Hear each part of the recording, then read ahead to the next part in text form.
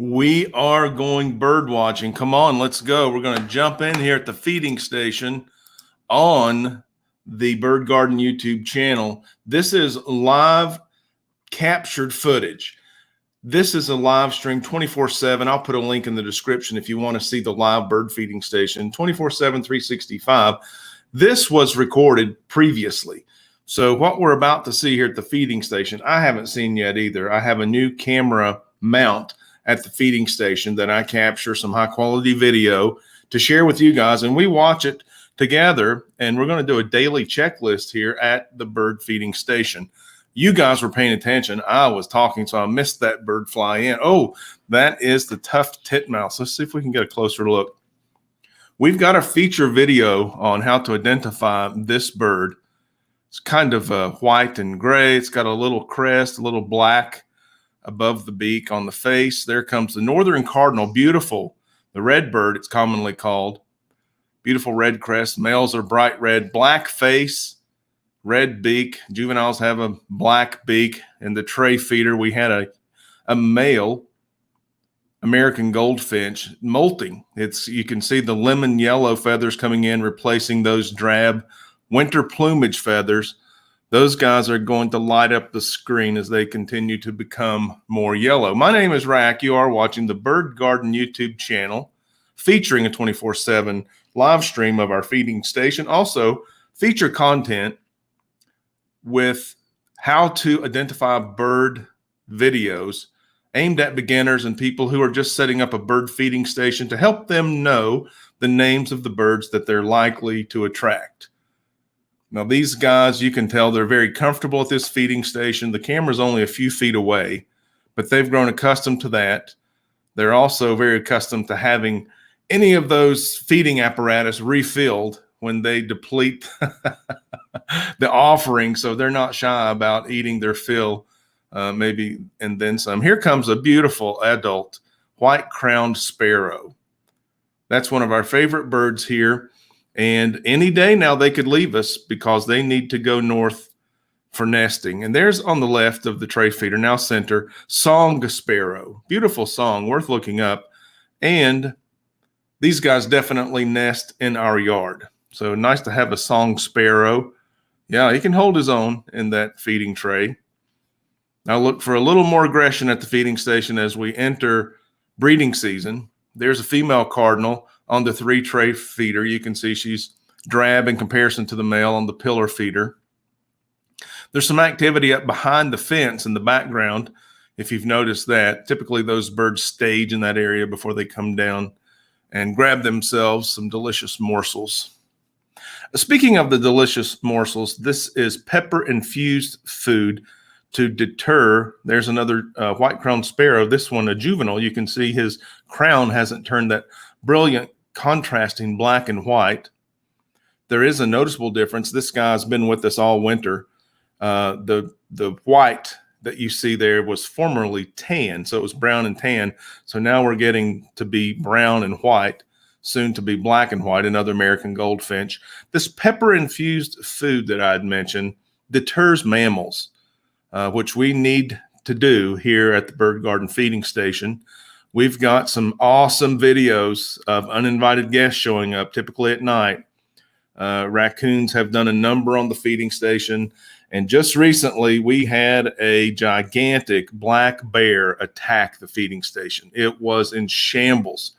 So there is a short video, less than 1 minute. You can see, I'll put a link in the description below if you want to see the bear attack on the feeding station. And the bear hasn't been back. It did take one feeder full of those suet balls that now you see on the 3-tray feeder on the left and in the feeding tray right there beside the juvenile white-crowned sparrow. But we found the suet balls strewn between the bird feeding station and the back fence. The bear actually didn't consume much, if any. The video also shows the bear licking the pillar feeder the male cardinal just flew from, and then smacking his lips with his tongue as if he didn't like that heat. There comes the adult white-crowned sparrow, joined by a second adult white-crowned sparrow with the female cardinal and the American Goldfinch on the 3-tray feeder. And the male cardinal just came in and flushed both of those guys. And He was just looking for a landing spot so he could get back to that delicious pillar feeder. That's composed of the pepper-infused no mess mix from Wild Birds Unlimited. This is not a sponsored video. I just love the Wild Bird product. I use it. I'm just telling you what I'm using. I'm not trying to sell you anything. We use pepper-infused food to keep the mammals away from the feeding station the best we can. You don't hear any sound. We have the sound turned off. It is mic'd, but we have a wonderful water feature just beside the feeding station, and the roar of the water becomes a real distraction. It's like static in the background of the bird song. So we're having to just leave the volume off. And I apologize for that because the bird song is wonderful in its own right. But we like providing the water feature for the birds as well as the food. We're a full service filling station, if you will. Got that single American Goldfinch now, just enjoying the 3-tray feeder, the entire station to himself now. It is, oh, there's a juvenile white-crowned sparrow. Now, this footage was taken after 11 a.m., so that means it's after the prime activity time in the morning, so that we could discuss some nuances of the appearances of this bird, these birds. There's the the titmouse, tufted titmouse. So we could discuss some tips that help you to identify these birds. In the morning, when there's 15 birds at one time, it's very difficult to single out a bird. Lots of activity in and out. It's very frenetic. So this is recorded at a slow time at the feeding station. There's a group of white-crowned sparrows. During the winter, we probably had 12 to 15 at one time. And some of those could have been transient, continuing to go south. And these actually could be birds that were further south and they're now on their way north. But either way, we're glad to have these birds here. We really enjoy the white-crowned sparrows. We're going to miss them when they're gone. We do think, however, that about the time the white-crowned sparrows leave, the red-headed woodpeckers will arrive. We're really looking forward to sharing those with you. We've got some older videos featuring our resident red-headed woodpeckers who we believe nested just behind the fence there in the background and reported to our feeder several times each day. We've got the song sparrow there being roughed out of the way by a male northern cardinal. Cardinal gets its name because of its red crest being similar to the cardinals of the Catholic Church, who also wear the red caps. Briefly visiting the 3-tray feeder there, you saw a male house finch. That is an invasive species. They do very well in this area, and they are probably nesting again this year nearby. Speaking of the finch and small bird diversity, we've also had chipping sparrows return. First time we saw those was last week, and they're singing their heads off, so they're probably going to be nesting in the area. There's a mourning dove joining the fray, and the male house finch is back on the 3-tray feeder with the male northern cardinal. This mourning dove, it just enjoys the feeding station. Oftentimes the doves will graze below the feeding station. They'll get the seed knocked out of the feeding trays and the 3-tray feeder by the other birds. And then sometimes they like to just get up into that tray feeder and just have a nice buffet. They've never been shy about where they eat. They always are a little aggressive toward the other birds until they're satisfied. They may be a bit hangry, if you will. And I think that's going to be the end of that clip, but we've got a couple more short clips here. We're going to continue our bird watching as we go. Yes, there's the mourning dove just posing. Thank you very much, mourning dove. I appreciate that. You are a beautiful specimen. Those are a game species in Tennessee, and there is a season for hunters to take them. So hopefully I can keep a few around here and out of the dove hunting fields. There's the northern cardinal male back, and also the white-crowned sparrow adult just killing that suet ball back there. Now there's a second northern male cardinal there, so we could have quite a large group of cardinals this summer if they hang around and nest. We had over 15 cardinals one snowy evening. The cardinals are usually the first at the feeder and oftentimes the last at the feeder as the sun is setting. And we counted 15 cardinals on and around the feeder one day last winter. Now, there's a woodpecker on the back of that pillar feeder, and it's one of our, not the largest, but one of the larger. It's a red-bellied woodpecker, but you can see the red, brilliant red on top of the head there. The red actually comes across the crown and all the way to the beak. That's how we know that's the male red-bellied woodpecker. The female has red on the head, but it doesn't come across the crown as far as the male. And they're secretive about their red belly, but they actually do have a reddish spot on their belly. It's not as brilliant as the red cap. And so oftentimes they are misidentified as the red-headed woodpecker, when in fact it's the red-bellied woodpecker. And there he goes. And you saw other birds flying in and staging on top of the feeder. It's kind of simple math. Bigger beak is better at the feeding station as far as dominance goes. There are some exceptions and some situations where that's not exactly true, but by and large, it is a rule of thumb. So we know we've got at least 2 male cardinals actively feeding right now. And whether you're watching this live stream as it's going out live, or if you watch the replay, this is filmed in very early April, first week of April, in the morning, the late morning after the busy time. So this video is not, attendance isn't required to get everything you can out of this video. I'm going to leave this live stream up as a feature video for anyone who wants to watch the replay. And I appreciate all of my viewers, whether they're watching live or on the replay. If you like what you're seeing, go ahead and hit that like button. That helps the algorithm to know that's the type of presentation that birders and people who appreciate nature, bird feeders, people who just enjoy watching nature, who it may relax them. It does me. That's why I started the channel.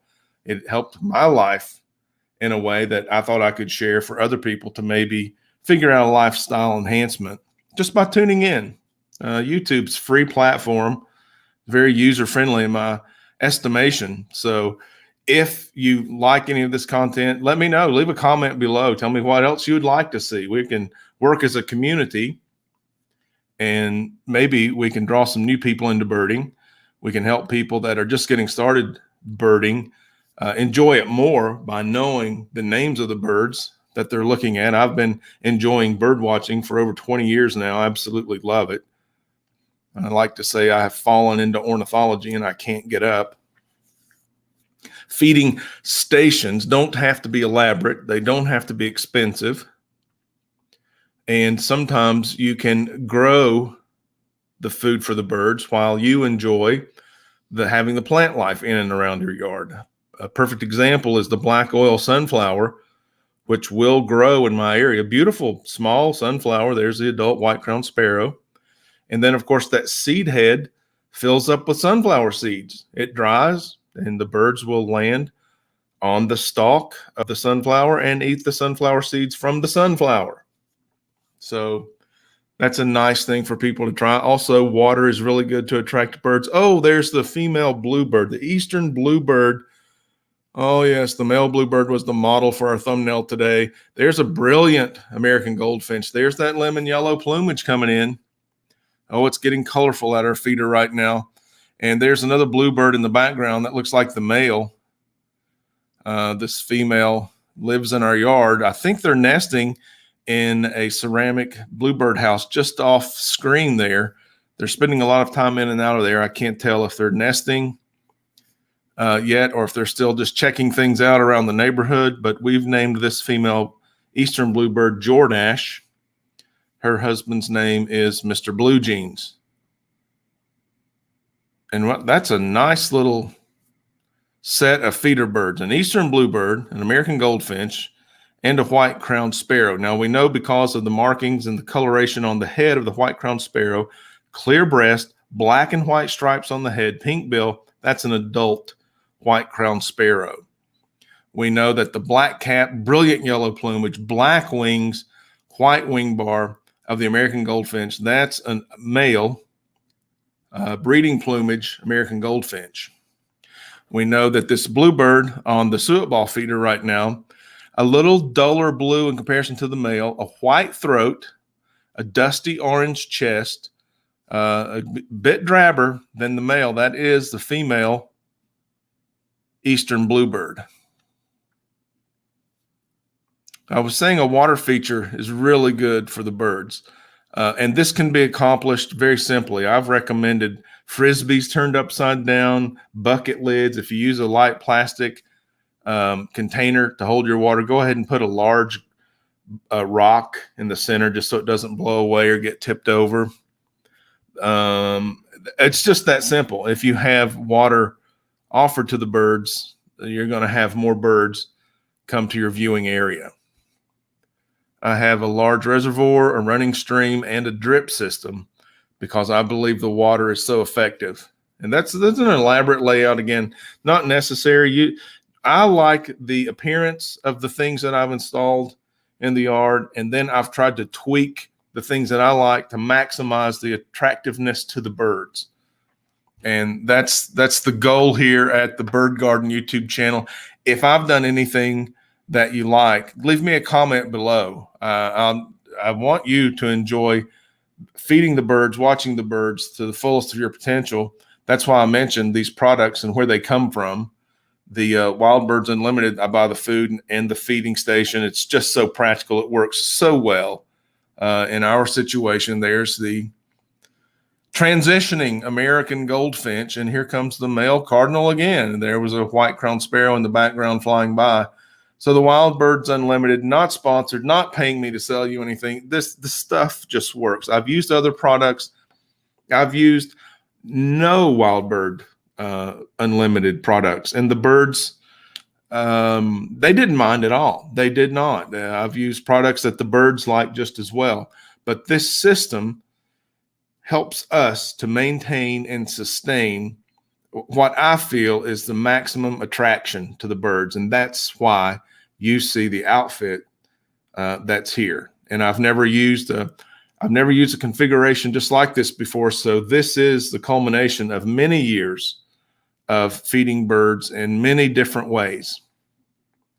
The one thing that I like about this feeding station is I was able to consolidate so much food, this is a buffet. There's so many different foods out there to attract so many different kinds of birds. I was able to do it in an area small enough that one camera could capture all of it. And that's the end of that clip. We're gonna switch over to our last clip. We just have a couple minutes left. I hope you're getting something from these daily checklists. We've been able to talk about a lot of tips for identifying birds in this one, and we've got a few more birds coming up in this last clip. Leave me a comment below. What's your favorite bird? Put a 1 in the comment. Put a 1 if you picked up any tips that were valuable to you. Maybe you'll even implement them. Leave a 1 as a comment. I appreciate it. We're going to get into this next screen here. I got an unidentified bird on the left on the 3-tray feeder. So we've got all of these feeders consolidated into one viewing area. Lots of different types of food. The buffet is full. I've got one more type of feeder to add. There's a male house finch. We can tell this is a male house finch because of the red blush from the head down to the chest. Females will be brown streaky breast, no red on the head. I believe that to be a bluebird on the left on the 3-tray feeder, and we do have a woodpecker. No, that's the male bluebird. There he is, Mr. Blue Jeans. No white throat. The throat is orange on the male eastern bluebird. And on the back of the pillar feeder, just right of center, there's a woodpecker. I believe this one is a downy woodpecker, which would be quite a bit smaller than the earlier visitor, the red-bellied woodpecker. We do have at least a pair of those birds that frequent the feeder every day. During the winter, we had at least 2 females. Recently, starting in March, we also started seeing the hairy woodpecker. It looks very similar in markings and coloration to the downy woodpecker, but it is about twice the size. So at a glance, those two birds may be difficult to tell apart until you see them side by side, and it's like, oh man, they're not even close. Yeah, I just saw the head of that guy peek around right before we ran out of footage there. That was a Downy woodpecker. And if you want to see more about the Downy woodpecker, the hairy woodpecker, I'll put a link in the description below of a feature video I did about how to identify each of those and distinguish the difference. It was a short video. Your investment is less than 1 minute, but there's some good tips in there that you can take to the field, and it will help you identify and separate the Downy woodpecker versus the hairy woodpecker. Well, that's all the footage we've got for today. We've done another daily checklist at the Bird Garden YouTube feeding station. We'll see you again real soon. In the meantime, I'll put some links in the description for other videos you may be interested in, and I look forward to seeing you in the comments.